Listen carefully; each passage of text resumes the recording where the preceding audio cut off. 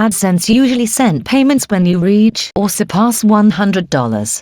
However, you can create a self-hold on payments and let AdSense pay you in lump sum later on. To create a self-hold on payments, on your AdSense account homepage, click Payments. Then, Manage Settings.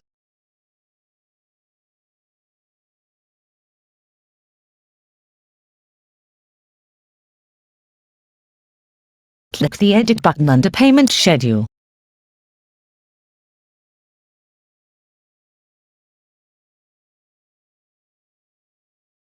You can either increase payment threshold or set a future date.